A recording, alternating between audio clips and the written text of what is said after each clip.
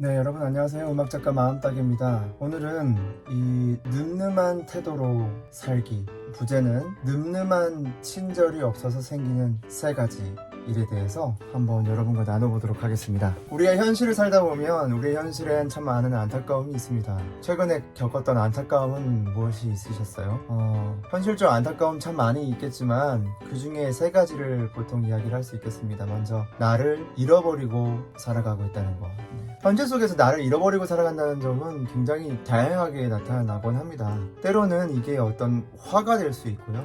분노를 표출하는 거, 또 너무 낙심해버리고 주눅 들어버리는 거, 열등감에 빠져버리는 거, 이러한 현상들이 있는데 이 모든 것이 다 나를 잃어버리는 거라는 거죠. 그리고 이것이 타인에게 불편함이 될 수 있잖아요. 나를 잃어버림에 있어서 자기 통제권이라는 개념이 굉장히 중요하죠. 자신을 통제하는 셀프 컨트롤이 되지 않는 상태가 되면 이것이 남에게 불편함이 되거나 남에게 피해를 끼칠 수도 있습니다. 근데 더 현실적인 안타까움은 그런 상태에 있음에도 불구하고 자기 자신을 자각하지 못하는 데 있습니다. 그럼 우리가 원인에 대해서 좀 생각을 해보자는 거죠. 원인은 간단하게 핵심만 꼽으면 그중 한 늠름한 친절이 없기 때문이라고 말씀드릴 수 있어요. 늠름한 친절이 뭘까요? 세 가지 요소로 좀 설명을 드려보겠습니다. 늠름한 친절. 친절인데 이렇게 자기 중심이 없이 친절할 수도 있잖아요. 근데 자기 중심을 딱 잡고 자기 중심과 기준을 잡고 당당하지만 그렇지만 친절한 이 양면의 상반돼 보이는 속성을 동시에 조화롭게 가지고 있는 상태를 의미하는데요. 여러분, 첫 번째 요소로서 내면 통제력이 있습니다. 늠름한 친절에는 내면 통제력이 정말 중요한 요소입니다. 화와 두려움과 주눅과 같은 부정적인 감정들을 통제하는데 이것을 통제할 때 필요한 것은 늠름한 담대함뿐만 아니라 또 사랑의 친절함도 같이 동반되어야 한다는 것이죠. 근데 이게 정말 쉽지 않습니다. 내면의 통제력이 상실이 되면 아까 말씀드린 현실적인 안타까움이 나오는 것인데요. 여기서 우리는 이 부정적인 감정을 날마다 제거할 수 있어야 합니다. 이 부정적인 제거 훈련이 되어 있지 않기 때문에 우리는 우리 현실 속에서 안타까움을 많이 보게 되는 것이죠. 그리고 내면 통제력에 대한 필요성 또한 우리가 자각해줘야 합니다. 이런 셀프 컨트롤에 대한 필요성 자각하는 것 같아도 우리가 정말 필요한 만큼 자각하고 있지는 못하다는 생각을 많이 하게 됩니다. 두 번째 요소는요, 사랑의 말 사용력입니다.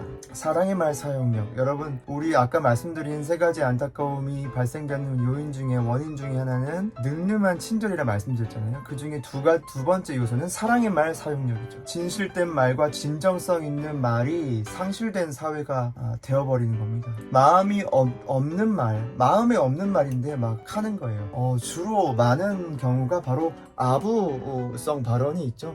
아니면 정말 어떤 다른 사람들에게 뭔가 유익을 내가 얻기 위해서, 내가 무언가를 얻기 위해서 내 욕심을 다른 사람들에게 투영시켜서 그들에게 뭔가를 얻기 위한, 취하기 위한 말하기. 그렇죠. 진실이 사실 없는 거잖아요. 그런데 이 마음에 없는 말을 하다 보면 사랑의 말 사용력이 그만큼 줄어들게 됩니다.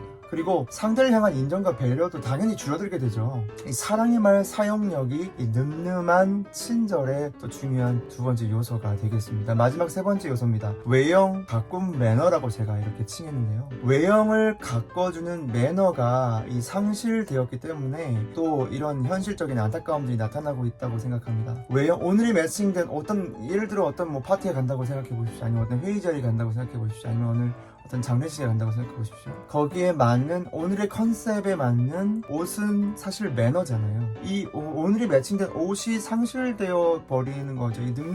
이것도 하나의 늠름한 친절에 속하는 것입니다. 내가 가서 어떤 그들과의 좋은 관계를 맺으려면 나의 외형적인 가꿈도 반드시 있어야 합니다. 그리고 나의 어떤 내면 상태나 이런 것이 반영되는 게 또 몸의 상태인데, 어깨를 펴준다든지 굽은 허리 이런 것은 매너에 속하지는 않을 것 같아요. 그래서 상대방과 만났을 때 그러한 측면에서 우리가 외형적인 것도 신경을 써야 되는 것이죠. 인사할 때도 지나가듯이 그냥 확 인사하는 것이 아니라 인사 시 멈추고 눈도 마주치고 씩씩하게 환대하고 인사하는 거, 이런 것들이 필요하다는 것이죠. 그런데 이런 늠름한 친절, 이 외형과 꿈의 매너가 상실되어져 버리면 아까 말씀드린 나를 잃어버리고 타인에게 불편함을 전달하고 또 이를 자각하지 못하는 그러한 어떤 인성의 어떤 수준, 어떤 추락이라고 할까요? 인성의 어떤 부족함이라고 할까요? 그런 것들이 생긴다는 것이죠. 그러면 해결 방법은 뭘까요? 해결 방법에 대해서 우리가 함께 좀 나눠봤으면 좋겠어요. 세 가지 원인에 대해서 말씀드렸잖아요. 늠름한 친절에 대해서. 그럼 내면 통제력은 어떻게 우리가 기를 수 있을까요? 저는